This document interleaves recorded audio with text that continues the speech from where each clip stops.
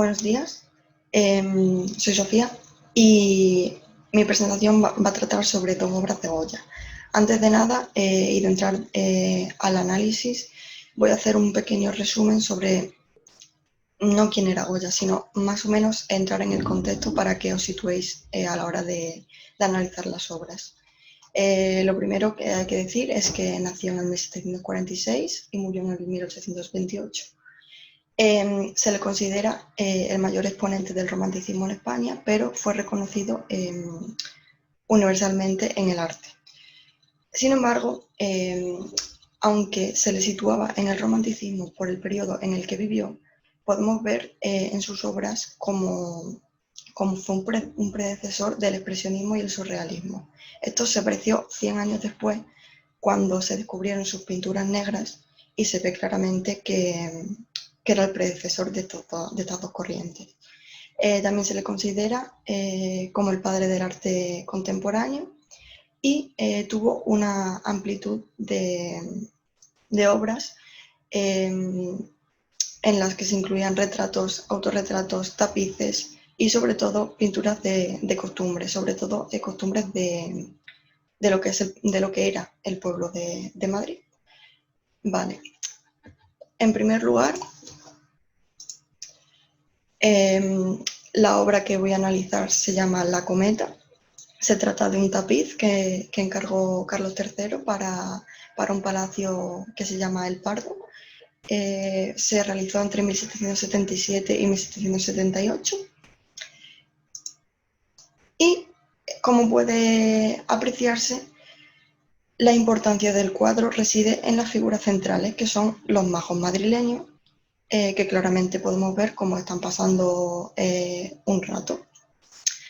Sin embargo, podemos apreciar cómo la cometa, que da nombre a la obra, es un elemento muy poco significativo, porque, bueno, claramente se ve como es un elemento que está en una esquina y que realmente no llama tanto la atención como son los majos del centro. O sea, yo cuando miro la obra de primeras, lo primero que veo es los personajes centrales y no la cometa. O sea, yo lo que creo que Goya quería transmitir con esto era que simplemente los majos estaban pasando un buen rato al aire libre, entre amigos, y se lo estaban pasando bien, y que la importancia del cuadro era, pues, básicamente esa. Luego, también nos muestra claramente cómo era un juego popular de Madrid, y básicamente una pintura costumbrista lo que se basa es en eso, en mostrarnos una parte de las costumbres de un lugar concreto.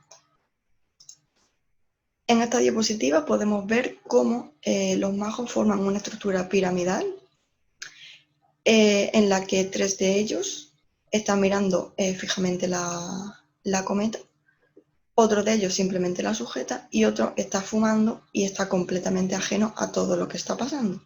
También hay que destacar esta señora de aquí que está mirando la cometa. A mí lo que me hace ver esto es que, aunque realmente la cometa no sea el tema principal del cuadro, pues ellos mirándola como que quieren darle ese protagonismo.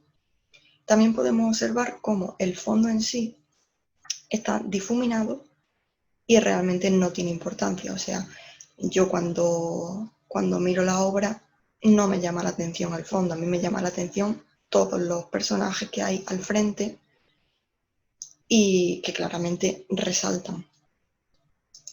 También me atrevo a decir que el cuadro tiene cierta verticalidad debido a la disposición que tiene tanto el árbol como el majo central y la cometa.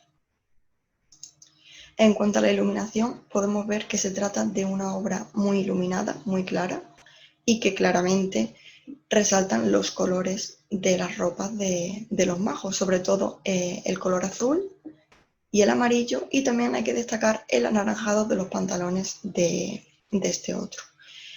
A pesar de que el cielo también es azul, no es el mismo azul brillante que tiene la ropa de ellos. Entonces, a mí me muestra como que es una clara contraposición del fondo con los majos, que son la estructura principal de la obra. Por otro lado, también hay que destacar que el fondo se forma de 3 grandes grupos. Uno a la izquierda, que es una pareja, por así decirlo, que están hablando, a pesar de que la mujer parece que no le está prestando atención al hombre, sino a la cometa en sí. Otro grupo central detrás de los majos principales, que parece ser que es un grupo de amigos que está pasando un rato, y estos 2 hombres de la derecha, que también parece que están hablando entre ellos, pasando un rato y completamente ajenos a todo lo que está pasando. De hecho, parece que uno de ellos está mirando hacia la dirección donde está la cometa, pero realmente tampoco se ve claramente como que lo está prestando atención. Bueno, antes de nada, antes de entrar en esta, a mí la obra en sí no es que me inspire gran cosa, o sea, yo la miro y no me inspira nada relevante, sino simplemente veo que el autor ha querido mostrarnos como un momento de ocio de Madrid y simplemente pues se ve reflejado a través de los personajes principales y ya está, o sea, tampoco tiene mucho más, al menos en mi opinión. La segunda obra se llama La boda, fue un tapiz encargado por Carlos IV para su despacho del Palacio del Escorial. Fue realizada en 1790 y antes de avanzar con el análisis de la obra, se suponía que los tapices tenían que tener temas jocosos y alegres. Y Goya pensaba que eso no era un tema como que para que él pudiera expresarse como tal. Entonces, por eso se supone que fueron los últimos tapices que realizó. Como la obra anterior, se trata también de una obra costumbrista y en este caso pues se trata de la representación de una boda por conveniencia. Durante esta época se empezaron a realizar bodas de este tipo, ya fuera por necesidad de casar a una hija, por problemas que hubiera tenido, porque era pobre o porque estuviera embarazada, por cualquier situación que el padre de familia sintiera la necesidad de casar a su hija. Vale, lo principal de la obra es que todo está encuadrado bajo el arco de piedra. Lo que hace el artista es, con el arco, nos muestra cómo crea un espacio y una profundidad entre lo que es el fondo y los personajes que están al frente. El fondo nuevamente se ve difuminado y los personajes se ven de forma más clara, por lo que claramente el elemento principal del cuadro son los personajes que aparecen justo al frente de la obra. Lo que sí hay que destacar es que, aparte de que todos los personajes suelen, o sea, no suelen, sino son el elemento principal, los que destacan son las 2 figuras centrales, que son el novio y la novia. También hay que decir que al encuadrarlo todo en el arco, lo que hace es que nos sitúa en un ámbito rural. Debido a la disposición de los personajes, yo diría que se trata también de una obra horizontal, porque si nos fijamos, los 2 personajes que están más arriba están alineados. Luego se encuentran los que están más abajo y luego podemos ver una línea inferior donde acabará la línea horizontal de los personajes. Sin embargo, si nos fijamos, podemos apreciar cómo hay una leve curvatura a los pies de los personajes que se contrapone con la curvatura de lo que es el arco en sí. Vale, si nos metemos más en profundidad con el análisis de la obra, podemos apreciar en primer lugar cómo el novio, que es este hombre, es bastante feo y viejo, pero es bastante rico y eso se puede ver en el ropaje que lleva. En otro lugar está la novia, que podemos ver que es una jovencita y que es mucho más guapa que él. Y esto era una imagen típica de lo que era el matrimonio por conveniencia. ¿Por qué?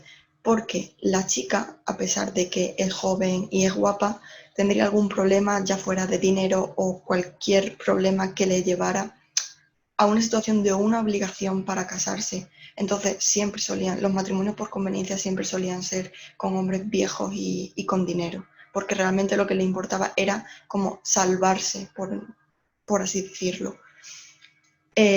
La chica, a pesar de que se ha casado, claramente vemos cómo no se encuentra feliz y cómo no está celebrando el momento, y yo creo que realmente está pensando la situación con la que va a tener que vivir. De hecho, si nos fijamos en los pies de la chica, vemos cómo los zapatos los tiene puestos al revés.